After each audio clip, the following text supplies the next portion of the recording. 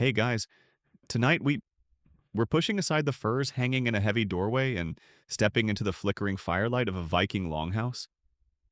Imagine the scent of wood smoke, roasting meat and damp wool, the low murmur of voices, and the clatter of drinking horns. We often picture Vikings as rough and tumble raiders, all horned helmets, which, by the way, they mostly didn't wear in battle. That's a later romantic invention and boisterous mead-fueled brawls. But tonight, we're peeling back that ferocious facade to explore a surprisingly refined and often perilous aspect of their social lives, the surprisingly strict etiquette of Viking dinner parties and feasts.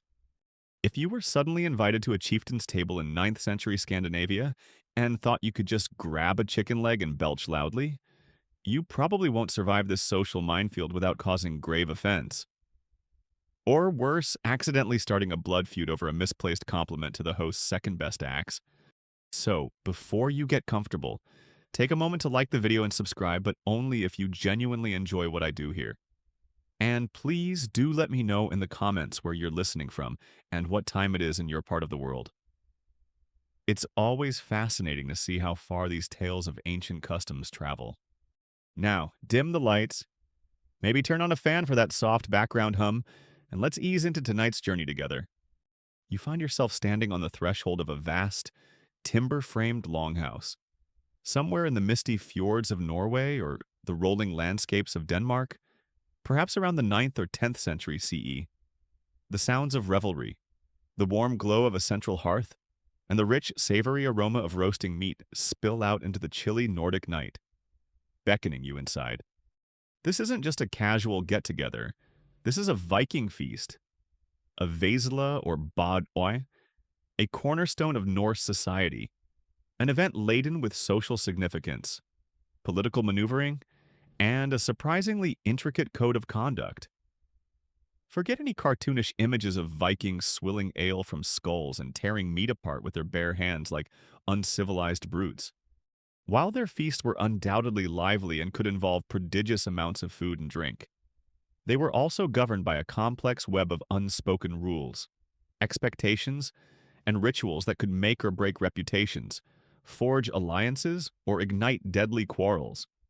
The longhouse itself is the heart of the Viking homestead, a long, narrow building, often with curved walls like an overturned ship. Its timber frame perhaps adorned with carved animal heads or intricate knotwork patterns. Inside, it's a world of firelight and shadow. A long central hearth, or perhaps several, runs down the middle of the main hall, smoke curling upwards to escape through a hole in the thatched or turf roof.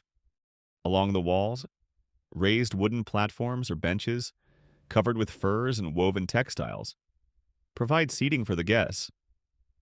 The air is thick with the smells we mentioned: wood smoke, roasting game, bubbling stews, spilled ale, damp wool, and the close human scent of many bodies gathered together.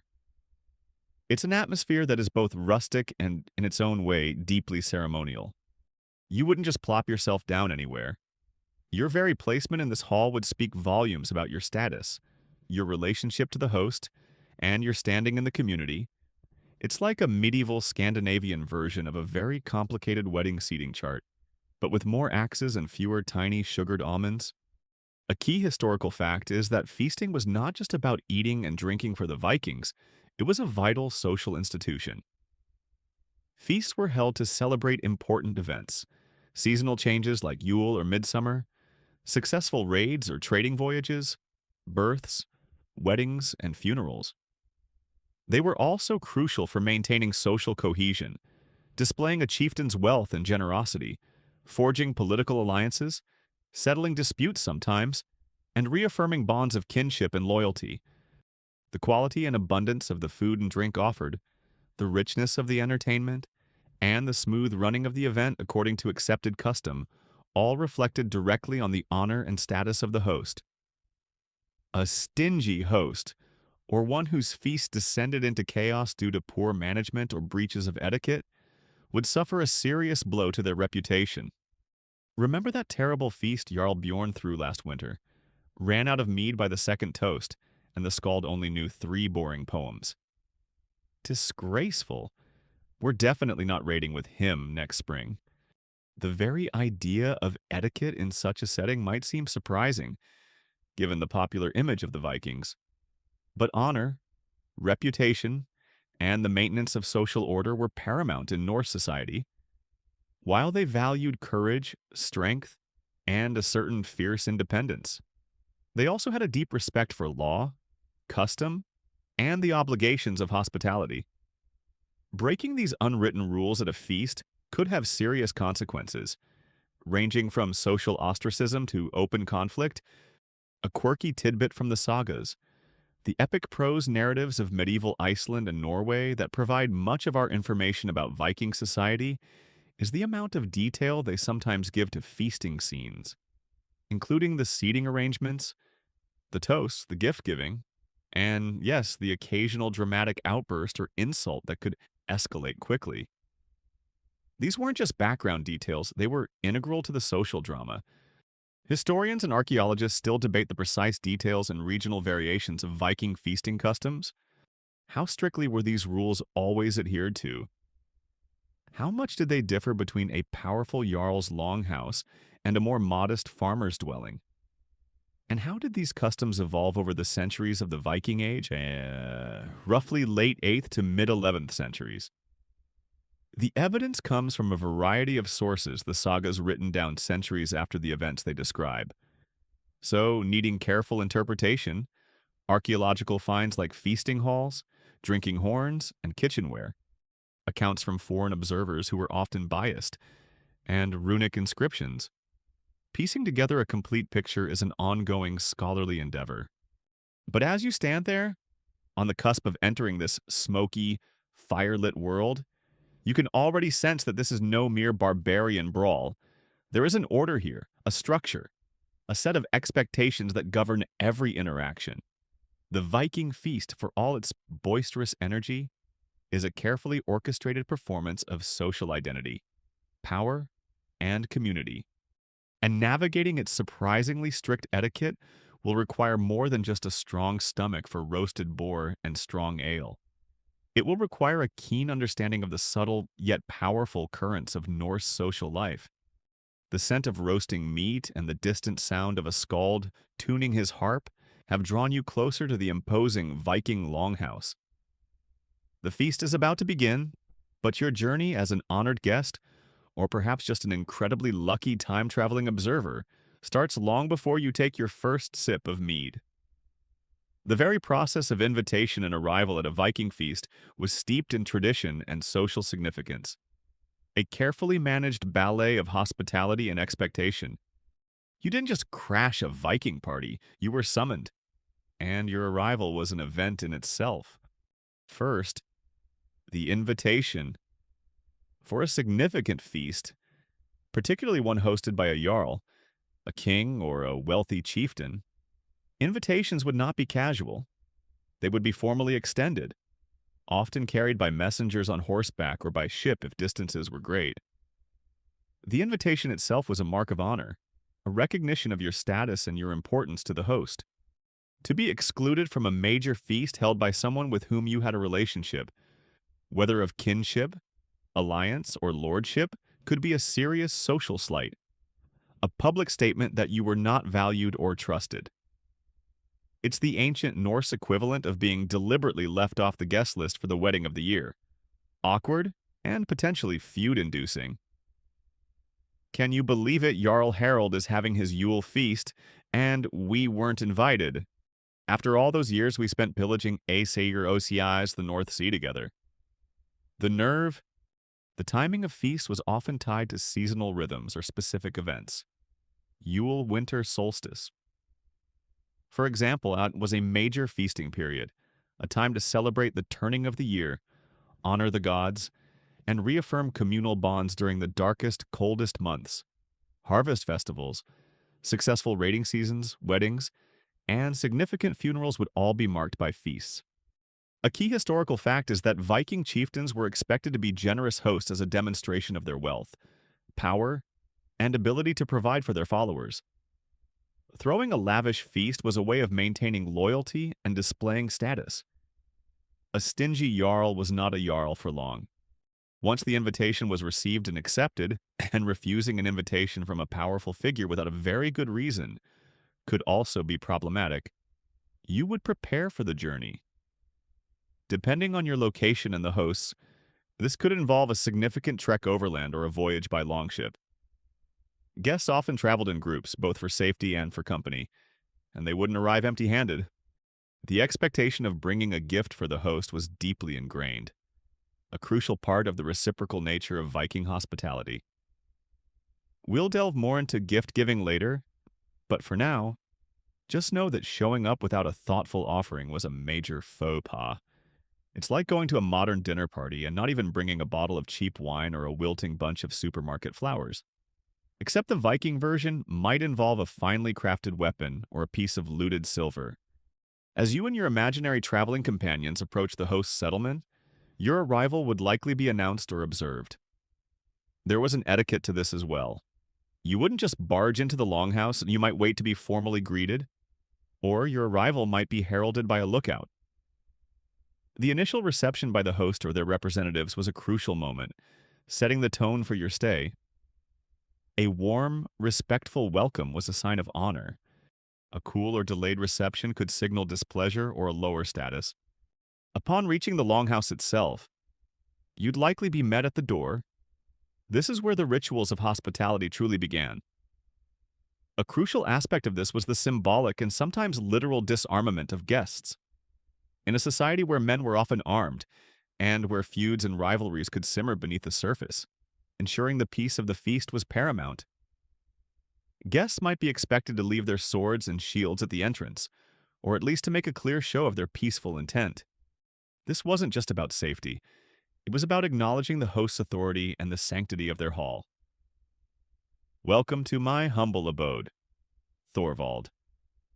Do leave your blood-soaked battle axe by the door. There's a good chap. We're trying to keep the new furs clean tonight. You would then be formally welcomed inside. The hosts themselves, or a high-ranking member of their household, would greet you, perhaps with specific words of welcome or a ritual gesture. You might be offered a drink immediately, a horn of ale or mead, as a sign of hospitality. Your horses would be tended to, your belongings secured. A quirky and rather practical tidbit is that guests arriving from a long journey would often be offered water for washing their hands and face, and perhaps even a change of clothes or a fresh cloak if they were particularly esteemed or had traveled through bad weather. The Vikings, despite their fearsome reputation, seem to have valued a degree of personal cleanliness, at least when circumstances allowed. They weren't constantly covered in mud and gore, despite what some popular depictions might suggest, or at least they tried to clean up before dinner with the boss. Historians and saga scholars still debate the exact degree of formality and the specific rituals involved in guest reception across different regions and social strata of the Viking world. Were these procedures always rigidly followed, or was there room for more informal welcomes, especially among close kin or allies? The sagas often highlight dramatic or unusual arrivals, but the everyday common procedures are less explicitly detailed. However, what is clear is that the act of being invited to a feast, the journey undertaken, and the initial reception by the host were all laden with social meaning. It was a process that affirmed relationships, acknowledged status, and set the stage for the communal experience of the feast itself.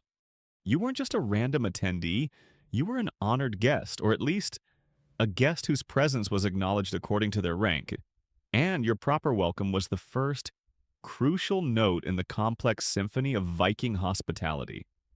You've navigated the protocols of arrival, your weapons if you had any safely stowed, a welcoming drink perhaps already warming your belly. Now, as you step further into the smoky, fire-lit expanse of the Viking longhouse, you face one of the most critical and potentially anxiety-inducing moments of the entire feast, finding your designated seat. This wasn't a casual sit-wherever-you-like affair. In the hierarchical world of the Norse, where honor, status, and proximity to power were paramount, the seating arrangements at a feast were a meticulously planned, highly visible, and often fiercely contested map of the social landscape. Where you sat was a public declaration of who you were, and getting it wrong, or being deliberately slighted in your placement, could have dire consequences. It's like a high-stakes game of musical chairs, but the music is a skald's epic poem. And if you end up in the wrong chair, you might not just lose the game. You might lose some serious face, or even a limb. The typical layout of a Viking feasting hall featured long wooden benches running along the side walls, flanking the central hearths. The most important and honored positions were on these benches of honor, but even within these, there was a strict hierarchy, a key historical fact, well attested in the sagas and supported by archaeological evidence from some excavated longhouses, is the significance of the high seat Haseti. This was usually located in the middle of one of the long benches, often the one on the northern side of the hall, though this could vary, and it was the seat of the host. The Jarl, king, or chieftain, it might be slightly more elevated, perhaps more elaborately carved, or distinguished by special wall hangings or pillars beside it. This was the literal and symbolic center of power in the hall. To be seated close to the host, on either side of his high seat, was the greatest honor.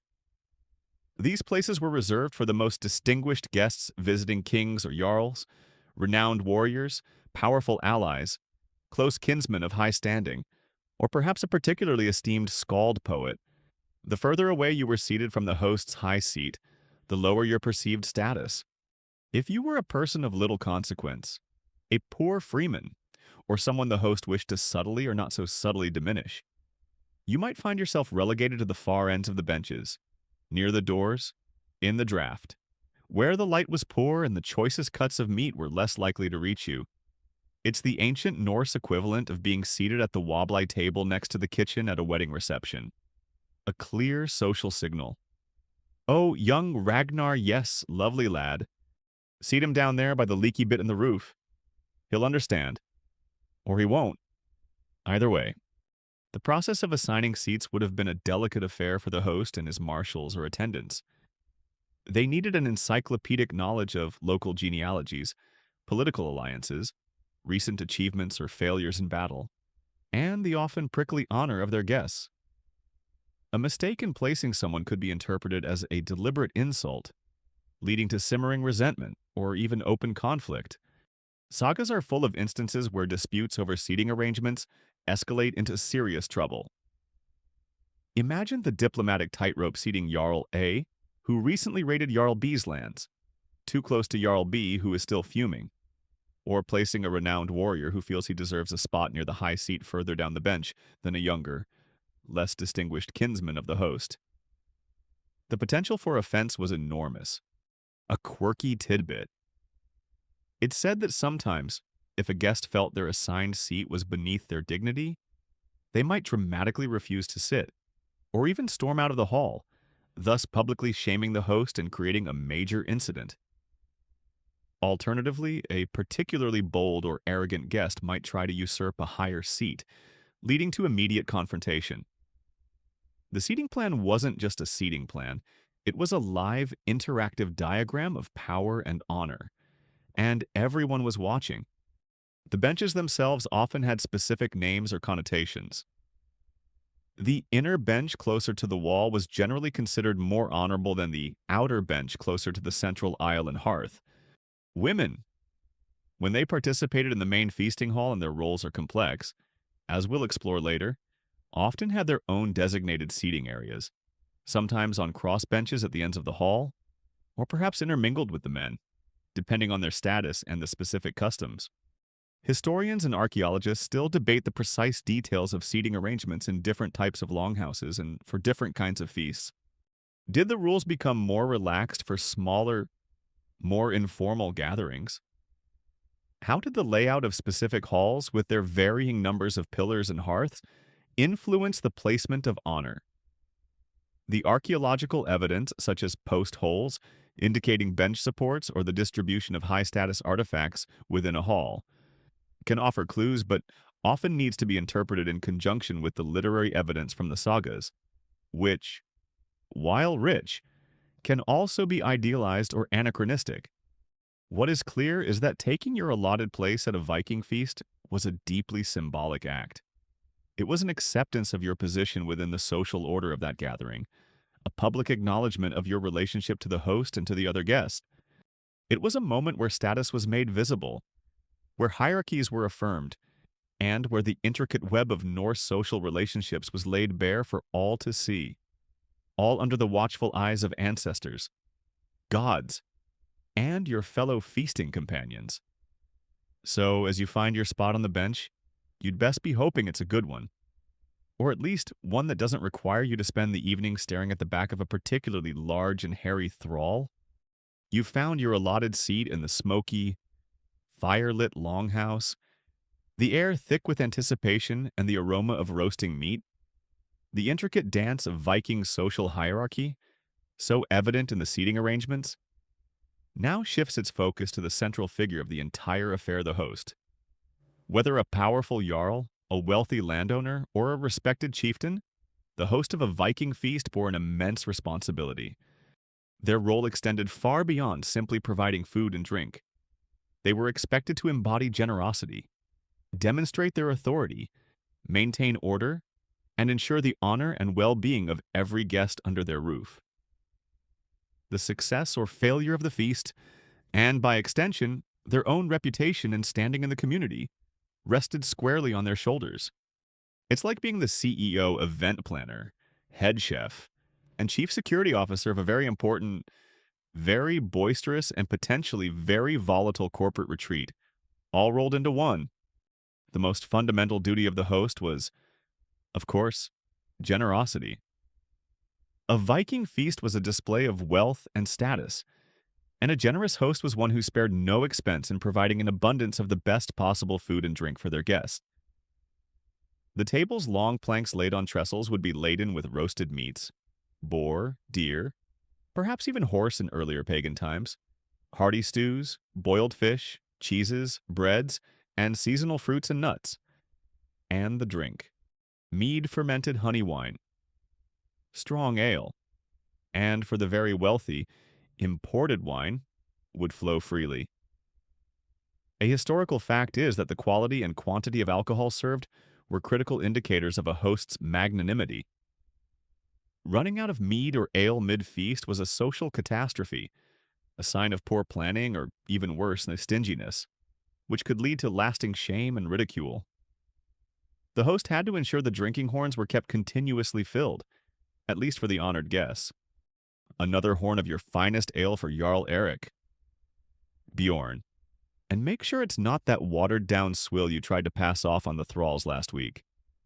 His honor demands the good stuff. This generosity wasn't just about impressing people. It was a core tenet of Viking honor culture. A powerful leader was expected to be a ring giver, one who distributed wealth often in the form of gold or silver arm rings, weapons, or other valuable gifts to their loyal followers and honored guests. The feast was a prime occasion for such displays of largesse. The host might present gifts to important attendees, reaffirming bonds of loyalty and creating obligations of reciprocity. This act of giving was a demonstration of their capacity to provide and their worthiness to lead. Beyond material provision, the host was also responsible for maintaining order and ensuring the smooth running of the feast according to custom. This included overseeing the seating arrangements, a diplomatic minefield, as we've seen, managing the serving of food and drink, and ensuring that the proper rituals of toasting and entertainment were observed. They had to be an adept social conductor, keeping the atmosphere lively and convivial, yet preventing minor disputes from escalating into serious conflicts. A constant risk in a hall filled with armed warriors, strong drink, and often pre-existing rivalries. It required a delicate balance of authority and affability. You needed to be the fun guy in charge, but also the guy nobody dared to cross when things got out of hand. The host also had a crucial role in setting the tone for the entertainment. They might call upon a renowned skald poet to recite epic poems or praise songs honoring the gods, heroes of the past, or even the host and his distinguished guests. They might encourage storytelling, riddles, or even the somewhat perilous Viking tradition of flighting, a ritualized exchange of witty, and often quite brutal, insults between two participants. which, if not carefully managed by the host, could easily spill over into actual violence. All right, Svein, your flighting was magnificently insulting to Olaf's lineage and personal hygiene. But perhaps we should move on to a less stabby form of entertainment before the drinking horns start flying for real. A quirky and rather charming aspect of the host's duty was personal attention to their most honored guests. The host might personally serve them the choicest cuts of meat, engage them in significant conversation, or ensure their drinking horn was never empty. This individualized attention was a mark of deep respect and a way of cementing important relationships. Historians and anthropologists who study feasting traditions across cultures often emphasize the role of the host as a central figure in redistributing resources, affirming social hierarchies, and creating and maintaining social cohesion. The Viking host was all of these things. Their ability to successfully stage a lavish, well-ordered, and honorable feast was a direct reflection of their power, wealth, and social skill. It was a performance, and the stakes were high. The pressure on the host was immense. They were investing significant resources, and their reputation was on the line. A successful feast would enhance their honor and influence. A failed one could lead to lasting disgrace. So, as you sit there, enjoying the hopefully plentiful food and drink, spare a thought for your Viking host.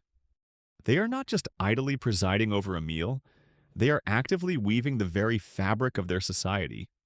One roasted boar, one overflowing drinking horn, and one carefully managed social interaction at a time.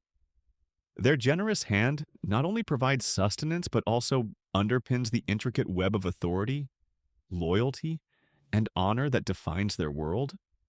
You're now comfortably, or perhaps, depending on your assigned seat, somewhat uncomfortably settled into the Viking feast. The host has fulfilled their initial duties. The longhouse is filled with the smoky aroma of roasting meat and the murmur of anticipation. But the success of a Viking feast didn't just depend on the host's generosity and managerial skills, it also rested heavily on the proper conduct and contributions of the guests themselves. Arriving at a chieftain's table was an honor, and with that honor came a set of clear, if often unwritten, expectations regarding behavior, gratitude, and participation. This was no free-for-all. Guestly grace was a serious business, and your actions as a guest would be closely observed and long remembered. First and foremost, as we touched upon earlier, a guest of any standing was expected to arrive with a gift for the host. This wasn't just a polite token, it was a fundamental part of the reciprocal nature of Viking society, a system built on mutual obligation and the exchange of favors. The value and nature of the gift would depend on the guest's status and their relationship with the host. A powerful jarl visiting another jarl might present a fine sword, a beautifully crafted piece of jewelry, a valuable fur, or even a ship or a prized falcon. A less wealthy freeman might offer something more modest, perhaps a well-made tool, a piece of homespun cloth, or a contribution of food or drink for the feast itself. A key historical fact, evident from both archaeological finds in high-status graves and descriptions in the sagas, is the importance of these gift exchanges in cementing alliances, expressing loyalty, and maintaining social bonds. Giving a gift created an obligation for the host to reciprocate in some way, perhaps not immediately, but at some future point. It was a social contract, sealed with material offerings. Showing up empty-handed, especially if you were a person of means, would be seen as deeply disrespectful, a sign of either poverty, stinginess, or a lack of regard for the host's honor. It's like going to a potluck dinner and bringing only your appetite and a list of dietary restrictions. Not a good look.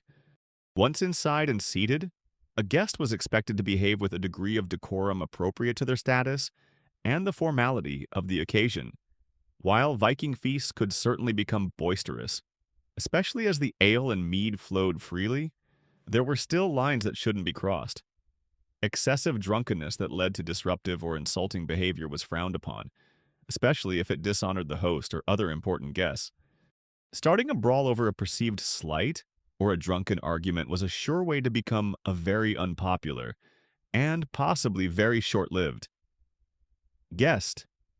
Remember, these were halls often filled with armed warriors, and while weapons might have been left at the door, daggers, sea axes were often still carried, and tempers could flare quickly. The host was responsible for maintaining peace, but guests had a duty to contribute to it. Steady on there, Leaf, a companion might mutter. You've had 6 horns of mead, and you're starting to eye Jarl Sigurd's prize boar spear with a worrying glint in your eye. Let's just enjoy the poetry, shall we? Gratitude and appreciation for the host's generosity were also paramount.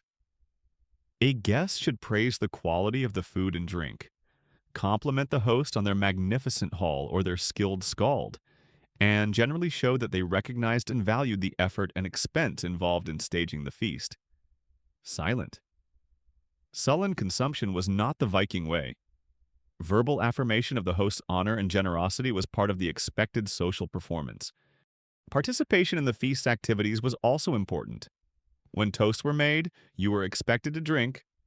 When the skald performed, you were expected to listen attentively and perhaps offer praise or a small gift if the performance was particularly moving.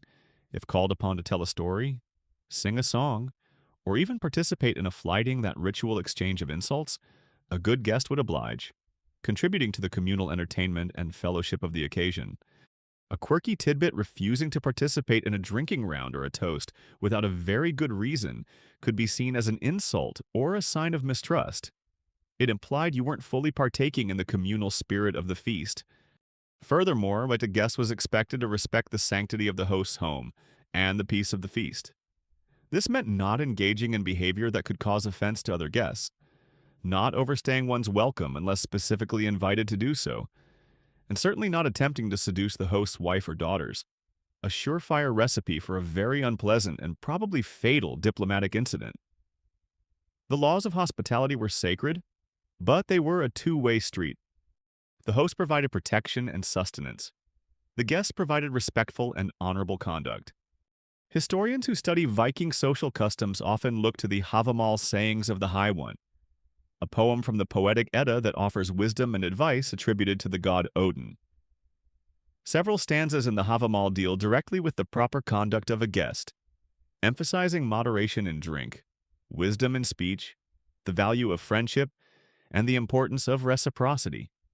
For example, one stanza advises, a guest should be courteous when he comes to the table, and sit in wary silence, listening with his ears, looking with his eyes, so the wise man explores. It suggests a certain cautious observation and respect upon entering another's hall. So, as you sit there on your bench, you are not just a passive recipient of food and drink, you are an active participant in a complex social ritual. Your gift has been noted. Your words are being listened to. Your behavior is being observed. Guestly grace in the Viking Age was about more than just good manners.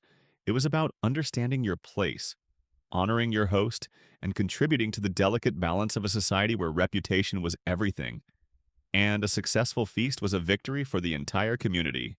Fail in these duties, and you might find your next invitation mysteriously lost in the fjords. You've successfully navigated the perilous protocols of arrival and seating at the Viking feast, and you've remembered to present your host with a suitably impressive gift. Perhaps that slightly used but still quite shiny shield boss you picked up on your last entirely peaceful trading voyage. The drinking horns are beginning to circulate, filled with fragrant mead or strong ale, and the initial buzz of conversation is rising above the crackle of the central hearths. Now, your attention, and your rumbling stomach, turns to the main event, the food.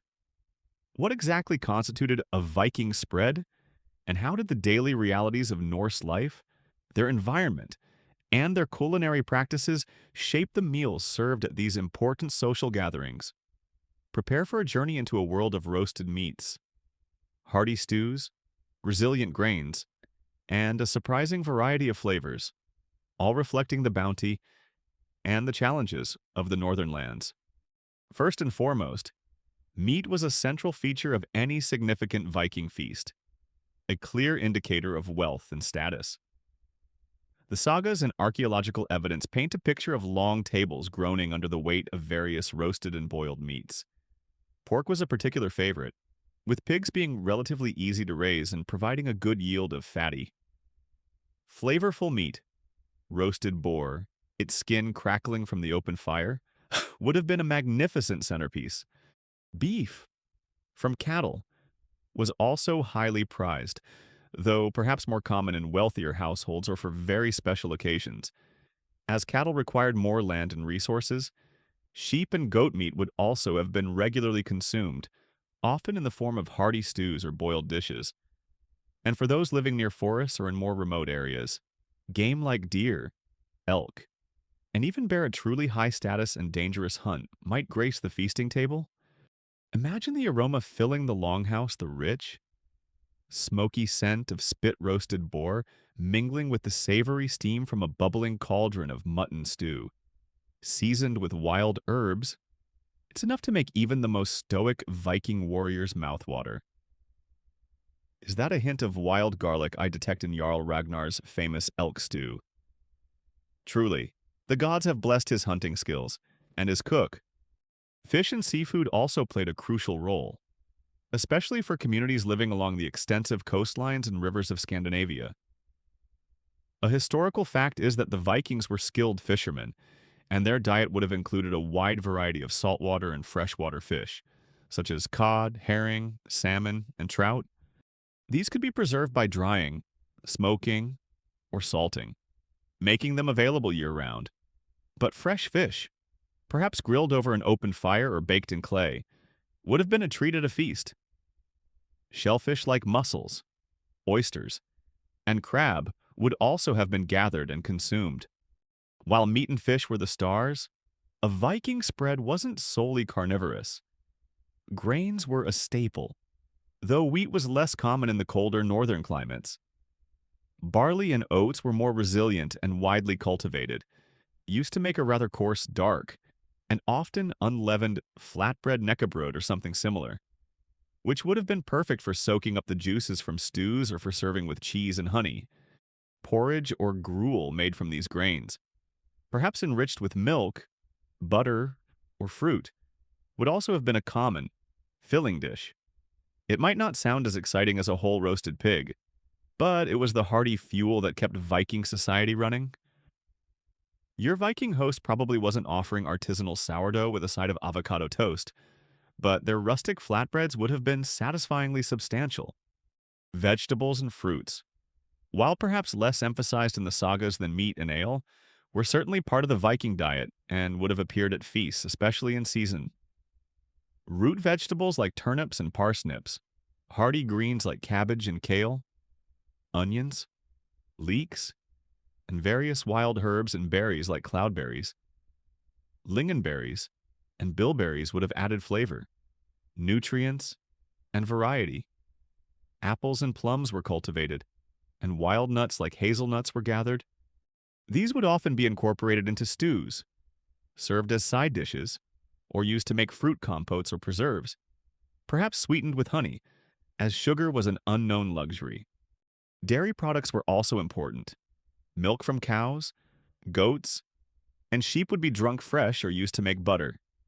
Cheese like skyr, a thick yogurt-like cheese still popular in Iceland, and other fermented milk products, which had the advantage of longer preservation.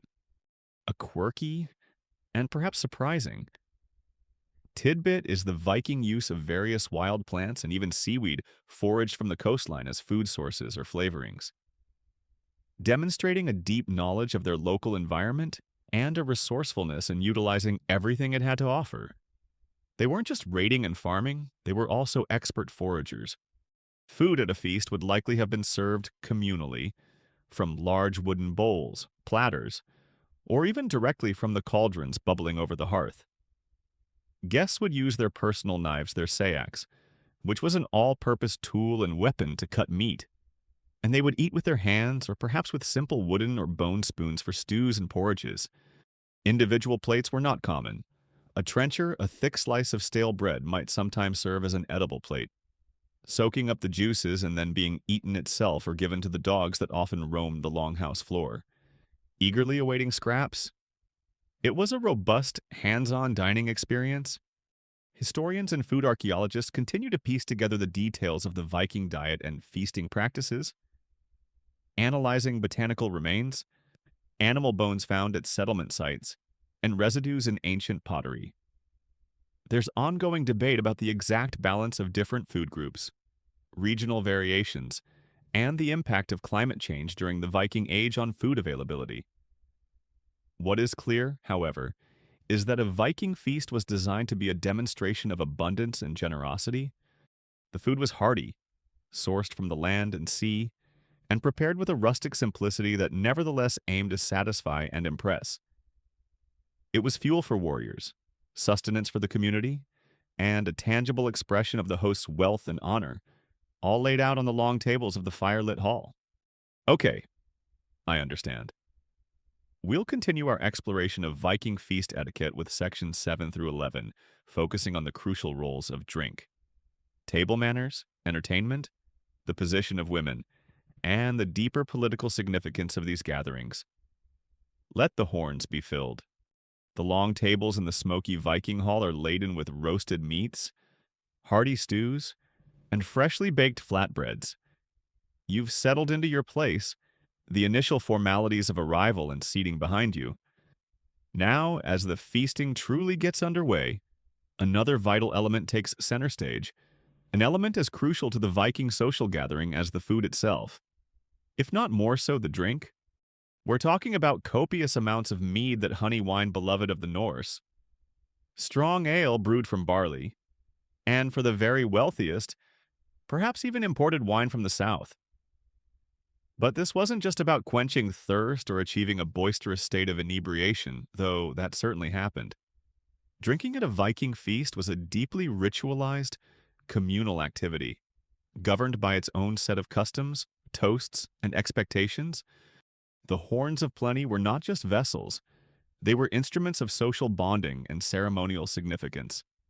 First, the beverages themselves. Mead, or mjödur in Old Norse, was highly prized, often associated with poetry, wisdom, and the gods themselves. Odin, after all, stole the mead of poetry. It was made by fermenting honey with water, sometimes with added fruits or spices. Good quality mead would have been potent and sweet, a true luxury. Ale ol was the more common everyday drink, brewed from malted barley. But special, stronger ales would have been prepared for feasts. Wine, imported from regions like Francia or the Rhine Valley, was an exotic and expensive status symbol, reserved for the most powerful chieftains and their most honored guests. You can imagine the host proudly presenting a dusty amphora of Rhenish wine, a clear signal of his wealth and far-reaching trade connections. None of your common ale for Jarl Olaf tonight. We have grape juice all the way from the land of the Franks. Try not to spill it on your beard. It cost me 3 silver arm rings and a slightly used Frankish helmet. Drinking vessels were also important. While simple wooden cups or pottery beakers might have been used for everyday drinking, at a feast, more elaborate vessels were brought out. A key historical fact, supported by both archaeological finds and saga descriptions, is the ceremonial use of drinking horns. These were typically made from the horns of cattle or aurochs, sometimes beautifully polished, carved, and adorned with silver or bronze fittings. To drink from such a horn was to participate in an ancient tradition. Glass vessels, though rarer and imported, were also known and highly valued, especially the distinctive cone beakers or claw beakers, Rüsselbecher, with their applied glass trails, which were difficult to put down without spilling. Perhaps a subtle encouragement to drink deeply and quickly. It's hard to nurse a drink when your cup has a pointy bottom and a tendency to topple over if you're not paying attention. The act of drinking was often communal and ritualized. A large ceremonial horn or bowl might be passed around the hall, with each guest taking a sip in turn. This symbolized fellowship and trust. Refusing to drink from the shared vessel could be seen as an insult or a sign of suspicion. Toasting, or mini-me, was a crucial part of the feasting ritual. The host would typically initiate the toasts, often beginning with one to the gods: Odin for victory and wisdom, Thor for strength, Freya for fertility and love, or Njördur for prosperity and good voyages. These were not casual cheers, They were solemn affirmations of faith and appeals for divine favor. After the gods, toast would be made to the king or ruling jarl, to ancestors, to commemorate fallen comrades, or to honor distinguished guests. Each toast would be accompanied by speeches, boasts of past deeds, or promises of future valor. It was a way of publicly affirming loyalties, remembering history, and setting communal goals. A toast to mighty Thor, may his hammer protect us from frost giants and subpar brewing. And another to our brave host, Jarl Harald, whose generosity is as vast as his collection of plundered monastery silver. The order of toasting and the manner in which it was done would also have been subject to etiquette. Interrupting a toast, speaking out of turn, or failing to drink with sufficient enthusiasm could all be seen as disrespectful. A quirky and rather perilous aspect of Viking drinking culture was the potential for boasts made in the heat of a mead-fueled moment to become binding oaths.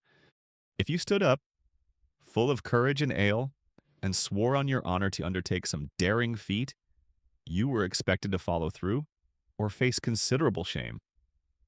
Many a saga hero found himself committed to a very dangerous quest thanks to a rashly made feasting vow.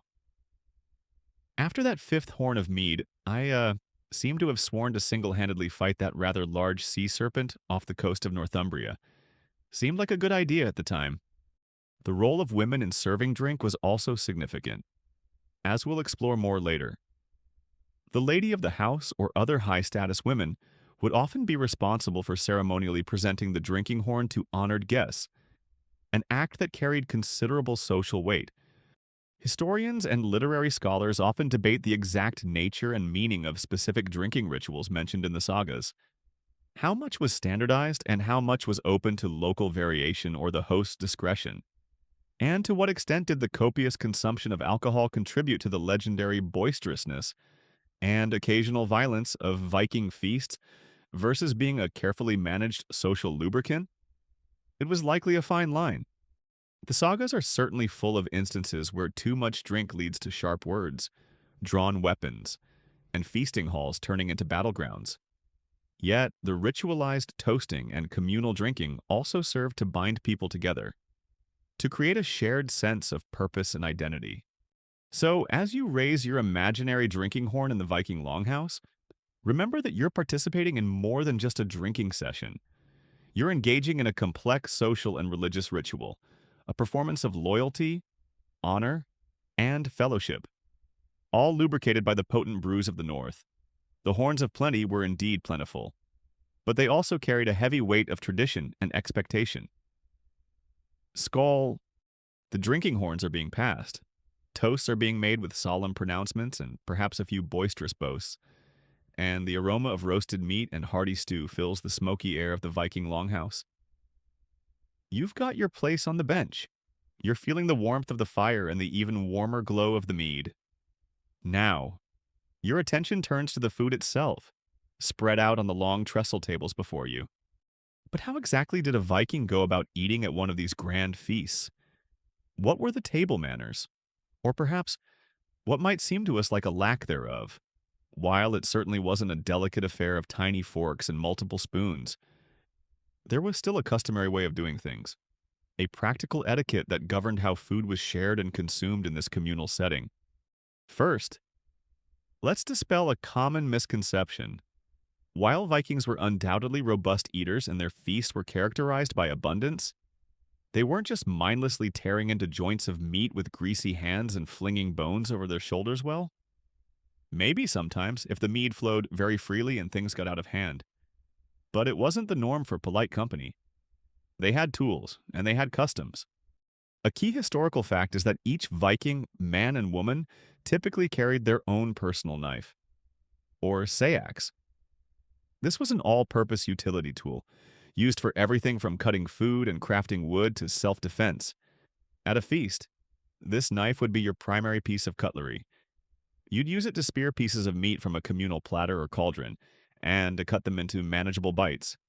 Forks, as we know them, were not yet in common use in Viking-age Scandinavia for eating. They were more associated with agricultural work, or perhaps as specialized serving implements. Spoons. usually made of wood or animal horn, would have been used for liquids like soups, stews, or porridge. So, your basic toolkit was a knife and perhaps a spoon, and of course, let your own two hands for things like bread or fruit. No need to worry about which of the three forks is for the fish course. A refreshingly simple approach. Really. Food was generally served communally. Large joints of roasted meat might be brought to the table on wooden platters or even on spits, and the host or a designated carver would slice off portions, or guests would use their own knives to cut what they wanted. Stews and porridges would be served from large cauldrons, ladled into shared wooden bowls from which guests would eat, or perhaps into smaller individual bowls if the household was particularly well equipped. Remember those trenchers we talked about, thick slices of stale bread that could serve as edible plates? They would have been common, soaking up the delicious juices and gravies, then either eaten or, if you were feeling generous or the bread was particularly rock hard, tossed to the dogs that often lurked under the tables, hoping for a windfall. Oops, dropped my trencher. Oh well, Fido looks hungry. And frankly, that bread had the consistency of a roofing tile anyway. Sharing was a key aspect of the Viking feasting ethos. Shared food, shared drink, shared experience. These all reinforced communal bonds. You might share a drinking horn with your benchmate or a bowl of stew.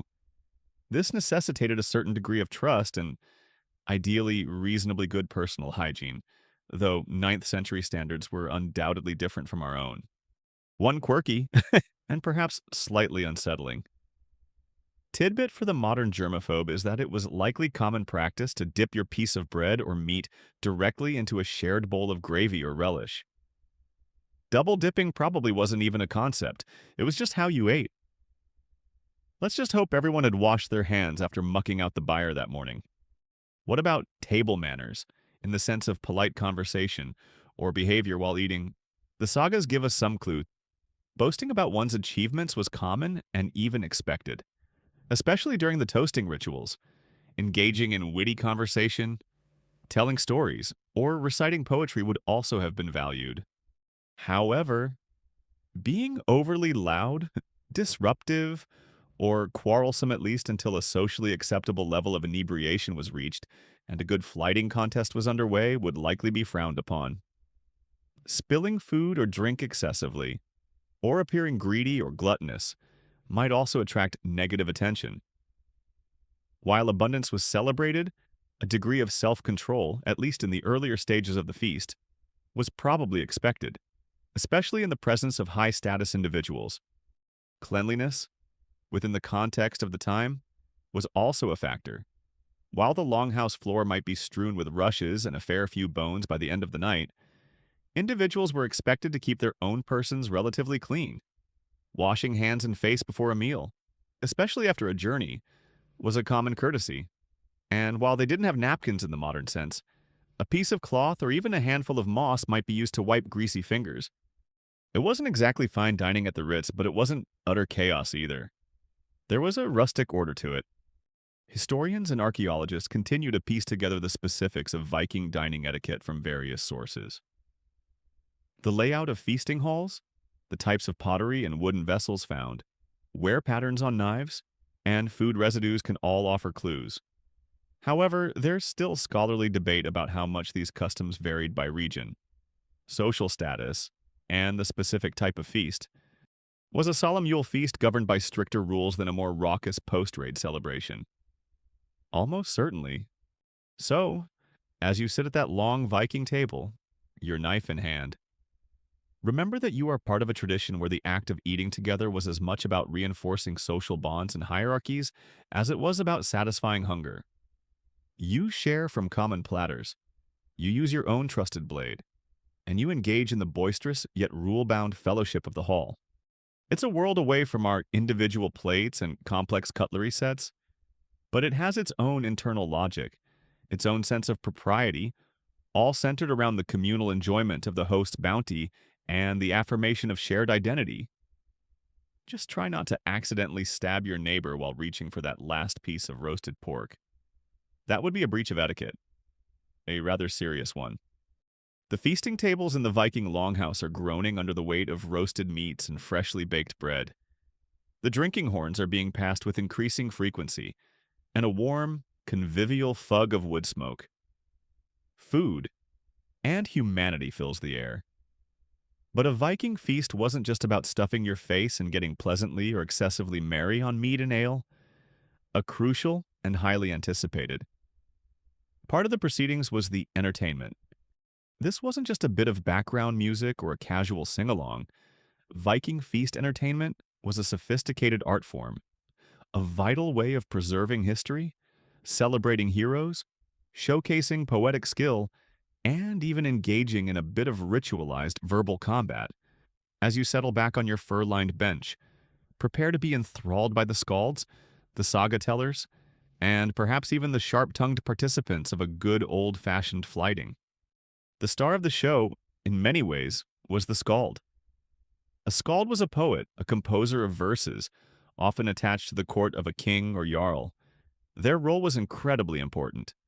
They were the keepers of history, the shapers of reputation, the weavers of words that could grant a warrior immortal fame or consign an enemy to eternal ridicule. A key historical fact is that skaldic poetry was a highly complex and sophisticated art form, characterized by intricate metrical rules, alliteration, internal rhyme, and the extensive use of kenningsmønster, metaphorical compound expressions like whale road for the sea or battle dew for blood. Composing good skaldic verse required immense skill and learning, and a talented skald was a highly respected and well-rewarded figure. At a feast, the skald would rise, perhaps accompanying himself on a small harp or lyre, and recite his compositions. These could be praise poems drapur honoring the host, recounting his bravery in battle, his generosity, his noble lineage. Or they might be memorial poems for fallen heroes, or mythological verses telling tales of the gods and giants. The audience would listen intently, for the skald's words had power. A good poem could ensure your name lived on long after you were dust. A critical or satirical verse could destroy your reputation. You did not want to get on the wrong side of a skald with a sharp wit and a good vocabulary. He could verbally flay you and hang your reputation out to dry before you'd even finished your second horn of mead. Jarl Magnus, your bravery is like, well, it's like a slightly damp badger facing a very small, slightly confused squirrel. No offense. Alongside the formal poetry of the skalds, there would also be the telling of sagas and stories. The Norse peoples had a rich oral tradition, and the sagas, those prose narratives recounting the deeds of legendary heroes, the histories of prominent families, and the settlement of lands like Iceland and Greenland, were a vital part of their cultural heritage. At a feast, a skilled storyteller might hold the hall spellbound for hours, recounting tales of adventure, tragedy, love, and betrayal. These stories weren't just entertainment. They were a way of transmitting cultural values, historical memory, and a sense of shared identity. Imagine the flickering firelight illuminating the rapt faces of the listeners as they hear of Gunnar of Lidarendi's last stand, or the voyages of Leif Erikson, or the cunning of Odin in his many disguises. It was a shared cultural experience, binding the community together through common narratives. Then there was flighting, from the Old Norse word flyta, meaning provocation. This was a fascinating and rather unique form of Viking entertainment, a ritualized exchange of insults between two participants, often fueled by copious amounts of alcohol. It was a verbal duel, a contest of wits, where each speaker would try to outdo the other in elaborate, often obscene, and highly personal abuse. A quirky tidbit is that flighting wasn't just random name-calling. It often followed certain poetic or rhetorical conventions, and skill in flighting was actually admired. It was a way to vent aggression, to test an opponent's composure, and to entertain the crowd, all within a somewhat controlled, though sometimes precariously so, framework. Of course, if one participant took the insults too personally, or if the flighting got out of hand, it could easily escalate into actual physical violence. The host would need to be a skilled moderator, ready to step in if things got too heated. All right, Bjarni. Your assertion that Ulf's mother was overly familiar with a herd of particularly unattractive goats was creatively phrased. Ulf, your rebuttal, music, beyond the skald's accompaniment, might also have played a role. While we don't have a huge amount of surviving Viking Age musical notation, evidence suggests the use of instruments like the lyre, the harp, various types of flutes or pipes made from bone or wood, and perhaps even percussion instruments like drums or rattles. Songs, both heroic and humorous, would have been the part of the feasting repertoire. Historians and literary scholars continue to analyze the sagas and Eddic poems collections of Old Norse mythological and heroic poetry for clues about the performance context of these works. Were they primarily recited by professional skalds and storytellers? Or was there also a more participatory element, with guests joining in on choruses or contributing their own verses and tales? The exact nature of audience participation in a Viking hall is still a subject of some debate. What is clear is that the entertainment at a Viking feast was far more than just a pleasant distraction. It was a vital cultural performance, a way of affirming identity, celebrating achievement, transmitting knowledge, and even managing social tensions. The words of the skald, the tales of the saga man, and the sharp barbs of the flighters were as essential to the success and meaning of the feast as the food and drink. They filled the smoky longhouse with echoes of the past, celebrations of the present, and perhaps a few well-aimed insults that would be gleefully remembered for years to come. You're seated in the bustling Viking longhouse, the air thick with the aroma of roasted meats, the sound of skaldic poetry, and the clinking of drinking horns. We've talked a lot about the jarls, the warriors, the skalds, largely the male actors on this feasting stage, but what about the women? Where did they fit into this picture of often boisterous, male-dominated revelry? As you look around the hall, you realize that women are indeed present, and their roles, while different from those of the men, are often far more influential and complex than the stereotypical image of the demure. Background Viking wife might suggest.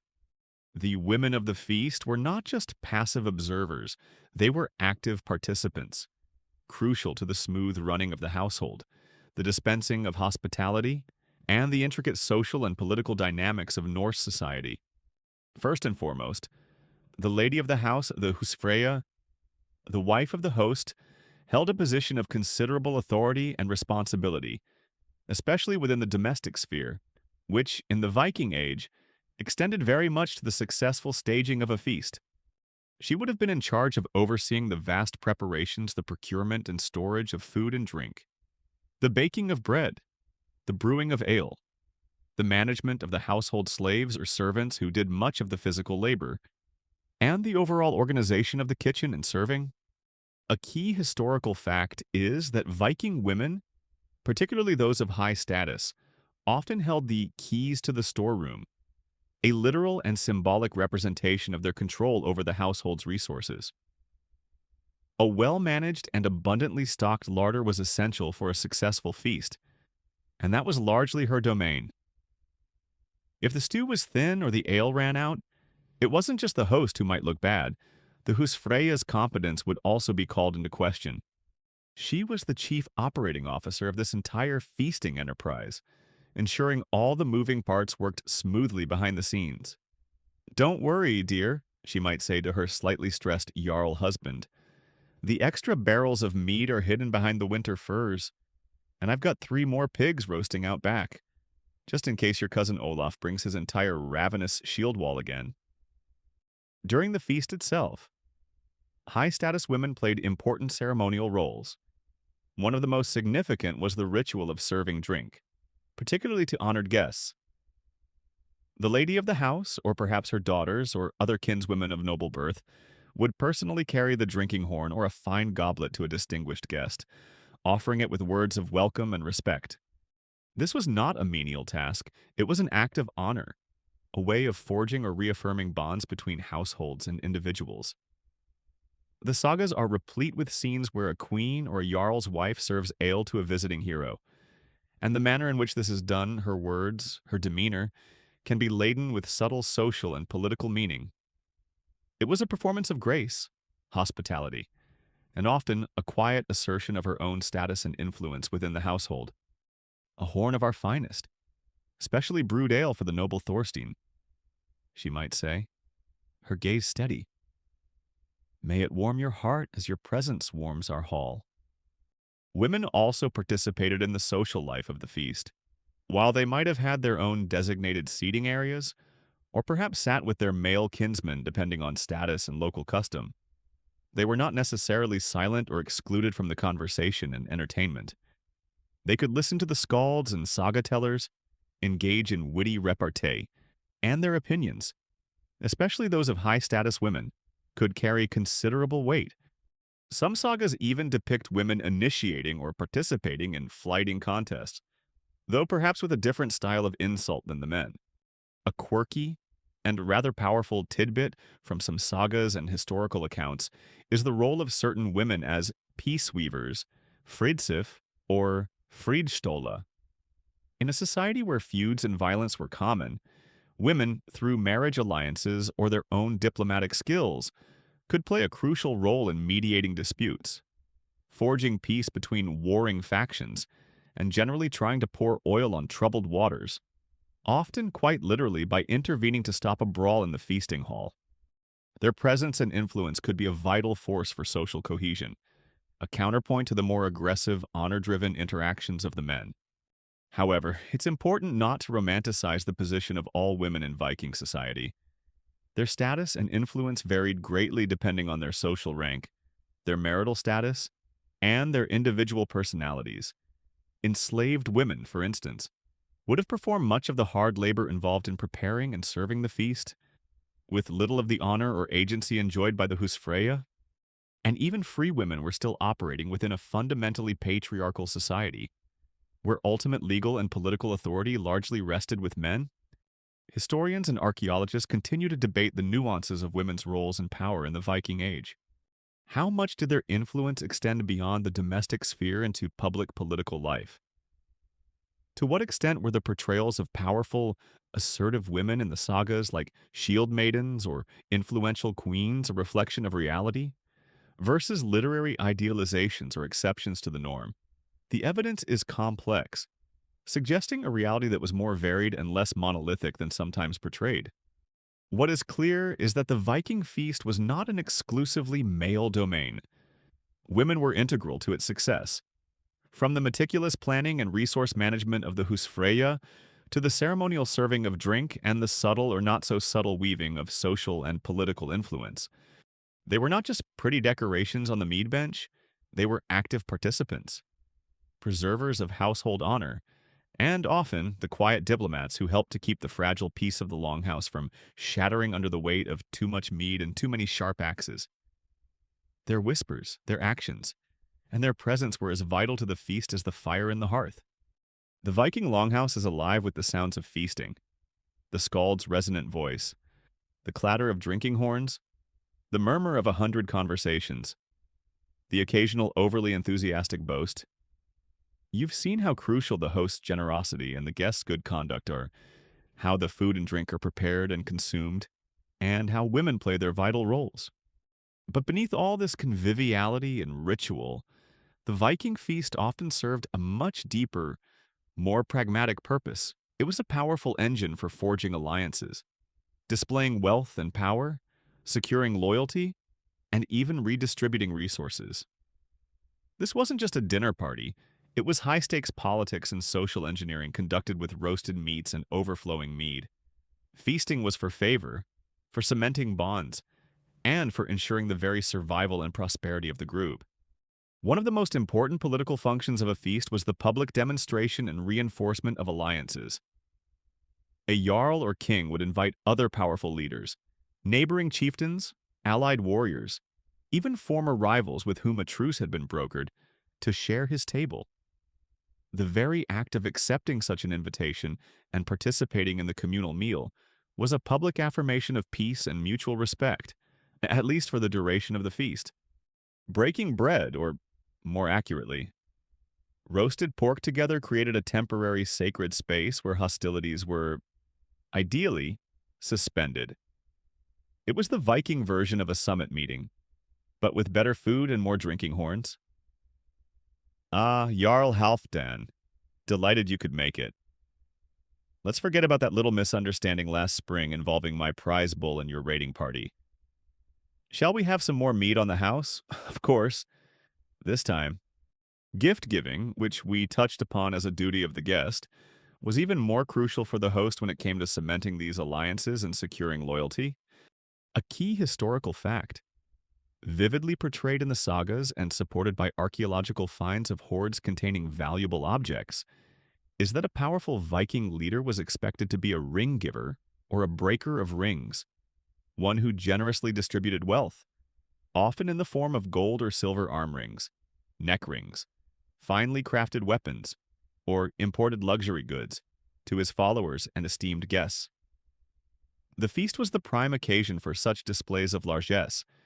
The host, at a dramatic moment, might present a particularly loyal warrior with a magnificent sword, or bestow a golden torque upon a visiting chieftain as a sign of alliance and friendship. These weren't just pretty trinkets, they were potent symbols of honor, obligation, and connection. The recipient was now bound more tightly to the giver, owing them loyalty and future support. It was a system of patronage and reciprocity, publicly performed and validated within the communal space of the feasting hall. The more a leader could give, the greater his perceived wealth and power, and the more followers he could attract and retain. It was a display of soft power backed by very hard, shiny metal. Feasts also served as occasions for sealing important agreements, such as marriage alliances between powerful families. The wedding feast itself would be a major event, bringing together two kin groups, with elaborate gift exchanges, toasting, and public affirmations of the new bond. These marriages were often strategic, designed to create peace, consolidate territory, or gain access to resources. And the accompanying feast was the public celebration and ratification of that new political reality. Furthermore, a feast was an opportunity for a leader to gather intelligence, to sound out the loyalties of his followers, and to gauge the intentions of potential rivals or allies, in the relatively informal though still rule-bound atmosphere of the Longhouse. With tongues loosened by ale and mead, much could be learned by a perceptive host. Who was toasting whom with particular enthusiasm? Who was engaging in hushed, earnest conversation in a corner? Who was boasting a little too loudly about their own prowess, perhaps subtly challenging the host's authority? The feast was a microcosm of the wider political landscape, and a shrewd leader would be constantly observing and calculating. A quirky and somewhat risky element of this political feasting could be the man-matching Jufnun, described in some sagas. This was a sort of competitive boasting where men would compare themselves or their leaders to others, often leading to heightened tensions if not handled carefully. It was a way of testing hierarchies and asserting status, but it could easily spill over into genuine conflict if honor was perceived to be slighted. The host needed a firm hand to ensure such verbal sparring didn't derail the entire diplomatic purpose of the feast. My Jarl could defeat your Jarl with one hand tied behind his back and a very small, slightly damp herring. Oh yeah, well, my Jarl's beard is more magnificent than your Jarl's entire lineage. And so on, until someone reached for an axe or the host wisely called for another round of mead and a song from the Skald to change the subject. Historians and anthropologists often discuss the concept of redistributive economies in chiefdom-level societies, where a leader accumulates wealth and resources often through tribute, trade, or plunder, and then redistributes them to his followers, particularly through feasting and gift-giving, thereby maintaining their loyalty and his own authority. The Viking feast fits this model perfectly. It was a central mechanism for the circulation of goods, the affirmation of social bonds, and the performance of political power. So, as you witness the elaborate gift exchanges, the carefully chosen words of the toasts, and the subtle shifts in alliance and status playing out around the feasting tables, you realize that this is far more than a simple meal. It's a complex political theater, a crucial arena where the fate of individuals, families, and even entire regions could be shaped. The Viking feast was where favor was sought, loyalty was pledged, power was displayed, and the very sinews of Norse society were continually rewoven, one overflowing horn and one strategically gifted arm ring at a time. Okay, I understand. We're heading into the final chapters of our exploration into the surprisingly strict etiquette of Viking dinner parties. I'll provide sections 12 through 15 delving into what happened when things went wrong, the religious aspects, how feasts concluded, and their lasting legacy, all followed by the final wind down. Let the storytelling continue its course. You're comfortably ensconced in the Viking longhouse. The feast in full, boisterous swing. The mead is flowing. The skald is reciting heroic deeds. And for the most part, the intricate rules of etiquette are being observed, maintaining a fragile peace and affirming social bonds. But what happened when those rules were broken? What were the consequences if a guest overstepped their bounds? If a host failed in their duties? Or if an ancient grudge, fueled by too much ale, suddenly flared up amidst the revelry? As you can imagine, in a society that placed such a high premium on honor and reputation, and the readiness to avenge insults, a breach of feasting etiquette could very quickly turn a joyful gathering into a scene of chaos, bitter recrimination, or even outright bloodshed. When Viking feasts turned foul, they could turn very foul indeed. The range of potential etiquette breaches was wide. For a guest, it could be something as seemingly minor as taking a seat far above one's actual station without invitation, thereby insulting those more deserving of that honor and disrespecting the host's arrangements. It could involve speaking out of turn during formal toasting, interrupting the skald, or showing disrespect to an honored elder or a high-status woman. Being overly greedy with the food or drink, particularly if it meant others went without, would be noted. And, of course, any direct insult, any challenge to another's honor or bravery, especially if delivered without the ritualized framework of a proper flighting, was a spark in a powder keg. Remember those guys who got into a verbal sparring match over whose jarl had the more magnificent beard? If that escalated without a skilled host to defuse it, axe time might not be far behind.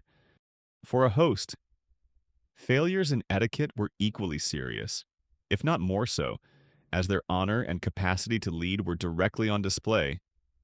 Running out of food or drink, as we've noted, was a cardinal sin, a sign of meanness or incompetence. Failing to provide adequate warmth or shelter, treating guests disrespectfully according to their rank, or showing favoritism that upset the established social order could all lead to lasting ill will. A key historical fact often illustrated in the sagas is the sacred duty of hospitality, gestrisni. A host was obligated to provide for and protect their guests, even if those guests were personal enemies outside the confines of the feasting hall. To harm a guest under one's own roof, or to allow them to come to harm, was a profound breach of honor that could bring shame upon the host and their entire kin. It's like inviting your arch nemesis over for dinner, and then accidentally letting your prize wolfhound loose in the dining room. Very bad form, and likely to lead to some serious repercussions beyond a one-star Yelp review. So, what happened when these rules were transgressed? The immediate consequences would depend on the severity of the breach, the status of the individuals involved, and the ability of the host or other influential figures to mediate. A minor slight might be met with cold looks, a loss of reputation, or perhaps a pointed, witty rebuke from a skald in a later poem. Public shaming through art? A more serious offense, however, could quickly escalate. An insult to honor, especially if made publicly and in front of one's peers, often demanded an immediate response. This could range from a formal challenge to a dual homganga to be fought later, to an impromptu outbreak of violence right there in the feasting hall. Many sagas recount feasts that end with drawn swords, overturned tables, and bloodshed, often sparked by a perceived insult or a drunken quarrel. Did you just imply my prize-winning pig was merely adequate? Gunnar Them's fightin' words. And also, you spilled mead on my new tunic. The concept of losing face was incredibly potent. If a man or woman in some context was publicly dishonored at a feast and did not respond appropriately, either by seeking immediate redress or by securing a promise of future compensation or vengeance. Their reputation could be permanently damaged. They might be seen as cowardly or weak, affecting their standing in the community, their marriage prospects, and their ability to attract followers. A quirky, though rather grim, tidbit is the role that feasting halls themselves sometimes played as sites of treachery and assassination. A host might invite an enemy to a feast under the guise of reconciliation, only to trap and kill them when their guard was down. A profound violation of hospitality, but one that certainly features in the more brutal saga narratives. Conversely, guests might attend a feast with a hidden agenda, waiting for an opportune moment to strike at their host or another rival. The communal, often alcohol-fueled atmosphere of a feast could be a volatile mix of conviviality and underlying tension.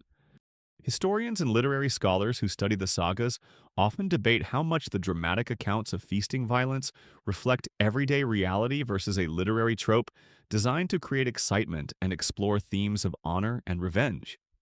While not every Viking feast ended in a brawl, the potential for conflict was always there, a sharp undercurrent beneath the boisterous merrymaking. The rules of etiquette were, in part, a crucial mechanism for trying to contain these volatile energies, to channel them into more ritualized forms like flighting, or to provide a framework for resolving disputes before they escalated to violence. When a feast did turn foul, the repercussions could be long-lasting. It could trigger blood feuds between families that might span generations. It could shatter alliances and reshape political landscapes. The memory of a feast that ended in dishonor or death would be preserved in oral tradition and perhaps later in skaldic verse, serving as a cautionary tale for future hosts and guests. So, as you witness the drinking and boasting, always remember that in the Viking longhouse, the line between celebration and conflagration could be perilously thin. And the strict rules of etiquette were the fragile guardrails trying to keep everyone on the path of honor and relative peace. You're immersed in the vibrant, if sometimes perilous, atmosphere of the Viking feast. The air is thick with the scent of roasting meat, the sound of skaldic verse, and the clatter of drinking horns. We've explored the intricate social etiquette, the food and drink, the entertainment, and even what happens when things go awry. But there's another layer to these gatherings, a deeper resonance that connects the feasting hall to the very cosmos. As understood by the Norse, the religious undertones and ritualistic aspects that often permeated these communal celebrations. For the Vikings, at least during their pagan period before the widespread conversion to Christianity from the 10th century onwards, a feast wasn't always just a social or political event. It could also be a sacred occasion, a way to honor the gods, secure their favor, and participate in the cyclical rhythms of the spiritual world. The most prominent connection between feasting and pagan Norse religion was through the practice of blot, or ritual sacrifice.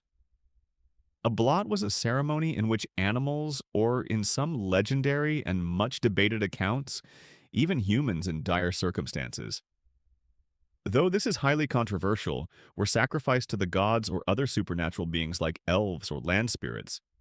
A key historical fact, supported by both saga descriptions and some archaeological evidence like unusual deposits of animal bones at cult sites, is that these blots were often followed by a communal feast where the sacrificed animal was cooked and eaten by the participants.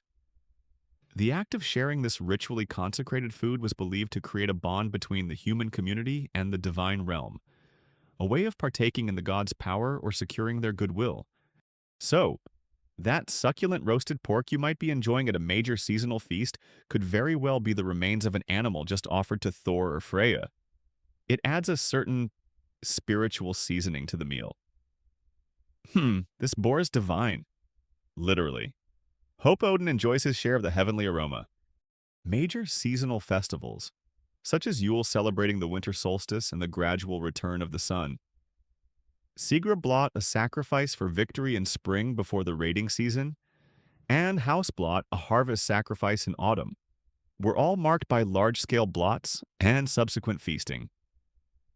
These were communal events, often presided over by a chieftain or king acting in a priestly capacity at Goodis in Iceland. For example, like combined secular and religious authority, The feasting hall itself might be seen as a sacred space during these times, a place where the boundaries between the human world and the world of the gods became more permeable. The toasts made during these feasts, which we've already discussed, also carried strong religious significance in a pagan context. When Vikings raised their horns to Odin, Thor, Freya, or Njörður, these weren't just casual expressions of goodwill, they were acts of invocation, of acknowledging the gods' power and seeking their blessings for things like victory in battle, fertile harvests, successful voyages, or personal strength and wisdom. The mead or ale consumed during these toasts might even have been seen as a sacred beverage, perhaps itself consecrated as part of the blot. Spilling a little on the ground could be an offering to the earth spirits or ancestors. A quirky and rather intriguing tidbit is the concept of the sumbel, a more formal and ritualized drinking ceremony that often took place at feasts. The sumbel involved rounds of toasting from a common horn, often accompanied by boast oaths, and the telling of memorable deeds or ancestral histories. It was a way of reaffirming communal identity, honoring the past, and committing to future actions, all within a framework that had strong sacral and legalistic overtones. Oaths sworn at a sumbel, especially over a sacred object like a boar's bristles, a sonargolter, or a special oath ring, were considered particularly binding. You didn't want to make a rash promise during a sumbel unless you really, really meant it, and were prepared for divine retribution if you broke your word. I swear upon this sacred mead horn and Jarl Eric's surprisingly well-groomed beard that I will retrieve the stolen, village mascot. Yes, the mascot. That's what I meant. Even the stories and poems recited by the skalds often had a religious dimension, recounting the myths of the gods and goddesses, the creation of the world, the deeds of legendary heroes who might have divine ancestry, and the prophesied end of the world. Ragnarok. These narratives weren't just entertainment. They were a way of transmitting sacred history, cosmology, and moral lessons, reinforcing the shared worldview of the Norse people. Historians and scholars of Old Norse religion continue to debate the precise nature and extent of these religious practices at feasts. How much did the rituals vary across different regions of the Viking world, Scandinavia, Iceland, the Viking settlements in Britain, or Russia? How did these pagan feasting traditions interact with, and eventually give way to or be subsumed by, Christian practices as conversion spread?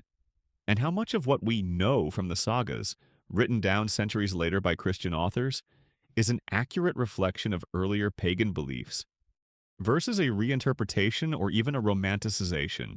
These are complex questions, made more challenging by the limited direct archaeological evidence for specific religious rituals within feasting halls. What seems clear, however, is that for the pagan Vikings, the feasting table was often an altar of sorts, a place where the community gathered not just for sustenance and socializing, but also to connect with the divine, to honor their ancestors, to seek good fortune, and to reaffirm their place within a cosmos teeming with gods, giants, elves, and other powerful supernatural forces. The food they ate, the drink they shared, the songs they sang, all could be imbued with a sacred significance that went far beyond the mundane. The gods were not distant, abstract entities. They were believed to be present, to be listening, and perhaps, if the offerings and the toasts were pleasing enough, to be sharing in the feast itself. The fires in the longhouse hearths are burning low. The last of the roasted boar has been devoured. The drinking horns have been drained perhaps multiple times. And even the most indefatigable skald is beginning to run out of epic verses. The Viking feast, that marathon of eating, drinking, socializing, and politicking, is drawing to its inevitable close. But just as there was a strict etiquette governing the arrival and the proceedings, so too were there customs and expectations surrounding the departure of guests and the formal conclusion of the gathering. This wasn't a grab your cloak and sneak out when no one's looking kind of affair. The parting words, the final exchanges of gifts, and the manner of leave-taking were all important rituals that helped to solidify the bonds forged or reaffirmed during the feast, and to ensure that everyone left with their honor intact and their social standing clear. As the energy of the feast begins to wane, perhaps in the small hours of the morning or even after several days of continuous celebration for a truly major event, the host would likely signal that the formal proceedings were coming to an end. This might involve a final round of toasts, perhaps expressing gratitude to the guests for their presence and their good company. It was also a crucial opportunity for the host to make their final, and often most significant, displays of generosity through parting gifts. Remember that concept of the ring giver. The end of a feast was a prime time for this. The host would distribute valuable presents to their most honored guests and loyal followers, finely crafted weapons, jewelry, especially arm rings or neck rings of gold or silver, luxurious textiles, horses, or other precious items. A key historical fact, evidenced in both sagas and rich grave goods, is that these parting gifts were not just tokens of esteem. They were essential for maintaining a leader's reputation, securing future loyalty, and creating reciprocal obligations. If you received a magnificent sword from your jarl at the end of a feast, you were implicitly, and often explicitly, bound to support him in future endeavors. It was the Viking version of a very shiny, very sharp loyalty bonus. Here you go, Sven. A lovely gold arm ring for your troubles. Don't forget who gave it to you next time I need a few hundred warriors to redecorate a troublesome neighboring village. The guests, in turn, would offer their formal thanks to the host for their hospitality. This was not just a polite thanks for having me. It was an important public acknowledgement of the host's honor, generosity, and the success of the feast. Praising the quality of the food and drink, the skill of the entertainers, and the overall magnificence of the occasion was expected. These parting words were a way of sealing the social bonds that had been strengthened during the gathering. Failing to offer proper thanks, or leaving abruptly without acknowledging the host, would be a serious breach of etiquette, a sign of disrespect that could have lasting repercussions. The actual departure of guests might be staggered, especially if they had come from varying distances. Those who lived nearby might leave sooner, while those from further afield might be offered lodging for another night or two. The host was expected to ensure their guests' safe departure, perhaps even providing an escort for part of their journey if there were known dangers on the road. This too, that was part of the sacred duty of hospitality. Seeing your guests safely on their way was as important as welcoming them. A quirky, and rather charming, aspect of Viking farewells might involve the exchange of promises or the making of plans for future meetings or joint ventures. That was a splendid feast, Harold. Perhaps next spring, our warbands could join forces and pay a visit to that rather wealthy-looking monastery down the coast of Northumbria. Just a thought for, cultural exchange and vigorous and outdoor activity. Right, the feast often served as a catalyst for future interactions, a networking event with long-term implications. For particularly close friends or kinsmen, the farewells might be more personal and emotional. Bonds of blood and sworn brotherhood were incredibly strong in Norse society, and partings, especially if long journeys were involved, could be poignant occasions. There might be embraces, promises to keep in touch, though, not via WhatsApp, obviously, and perhaps even the shedding of a few stoic Viking tears, quickly hidden behind a manly beard stroke. Historians who study social rituals often emphasize the importance of rites of passage and formal closures in maintaining social order and individual psychological well-being. The formal conclusion of a Viking feast, with its gift exchanges, expressions of gratitude, and managed departures, served this function. It provided a clear end to a period of special, sometimes liminal social interaction, and allowed participants to transition back to their everyday lives with their social standing reaffirmed and their relationships clarified or strengthened. The aftermath of a great feast would also be significant. The host's reputation would be a major topic of conversation in the surrounding region for weeks or months to come. Was he generous? Was the food plentiful? Was the ale strong? Was the scald any good? These were the metrics by which his success as a leader and a man of honor would be judged.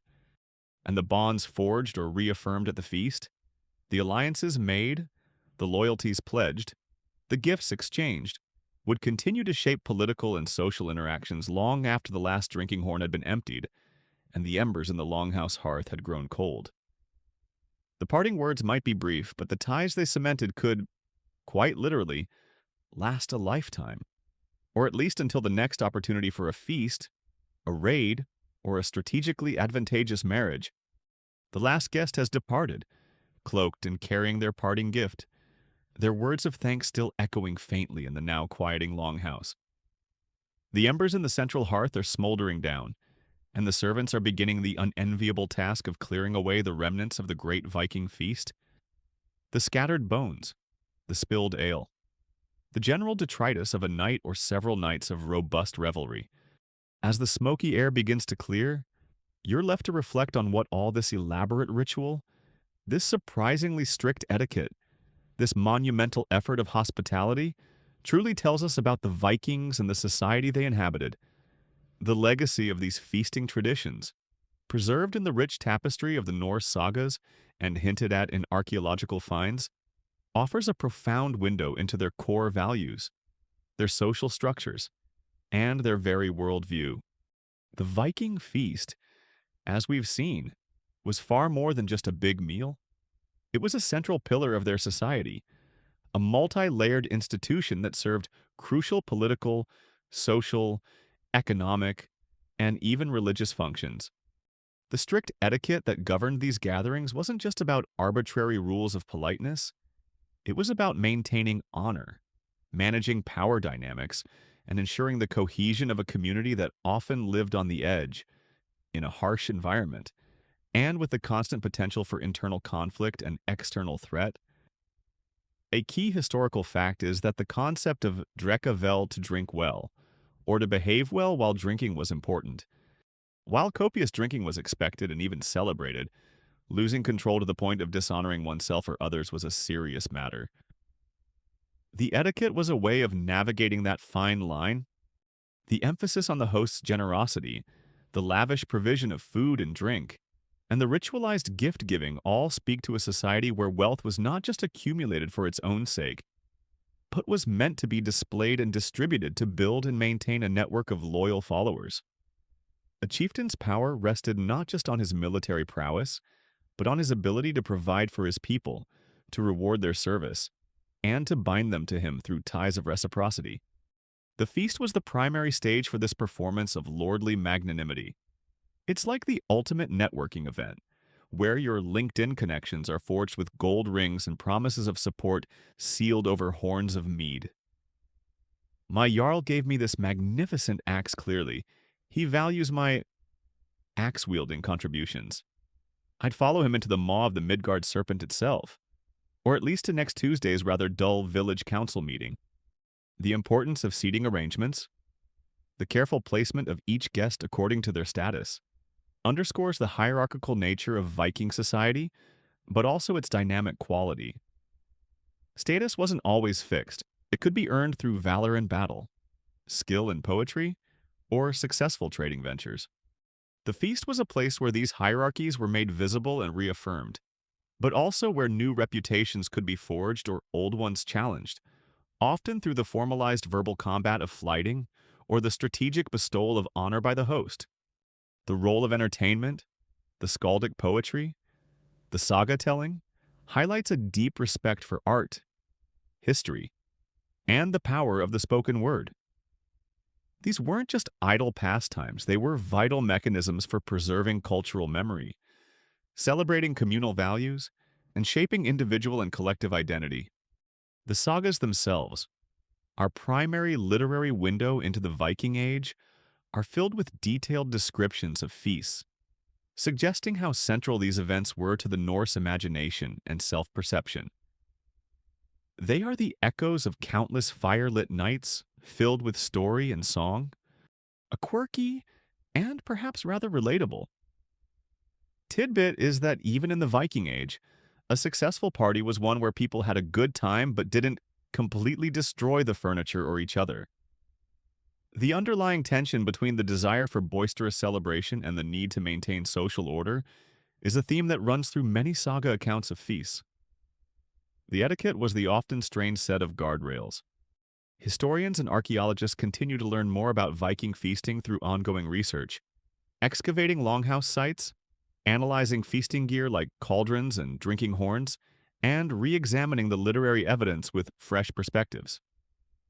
There is still much debate, for example, about the exact nature of pagan religious rituals at feasts and how these transitioned or were suppressed with the coming of Christianity. And the daily experience of feasting for ordinary freemen or even thralls slaves, who might have participated on the periphery or been responsible for the hard labor, is often less visible in the elite-focused sagas. What endures, however, is the understanding that these gatherings were far more than simple meals. They were complex social dramas, arenas for political negotiation, celebrations of communal identity, and reflections of a worldview where honor, generosity, loyalty, and a certain fierce joy in the pleasures of life were paramount. The surprisingly strict etiquette of Viking dinner parties reveals a society that, beneath its warrior exterior, possessed a deep understanding of the power of ritual, the importance of social bonds, and the art of living and feasting with a robust, if sometimes perilous, gusto. The echoes from those ancient longhouses still tell us much about who the Vikings truly were, beyond the horned helmets and the dragon ships of popular legend. And so, the great Viking feast draws to its ceremonial close, the last echoes of the Skald's song fading into the quiet of the Nordic night.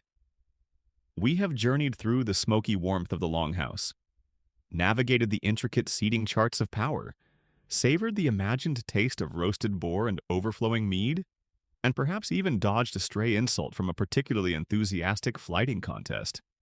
The surprisingly strict rules and rich traditions that govern these gatherings paint a picture far more complex and nuanced than the often brutish stereotypes of Viking life. These feasts were the vibrant heart of their society, a place where bonds were forged, honor was displayed, and the very essence of Norse culture was celebrated and passed down. As the fire in the longhouse hearth dwindles to embers, and the sounds of revelry give way to the stillness of your own quiet room, may you carry with you a sense of that ancient, robust fellowship. Let the boisterous energy soften into a peaceful calm, and may your dreams be filled with tales of adventure, the warmth of good company, and the deep, untroubled rest that follows a truly satisfying feast. End of script. Sweet dreams.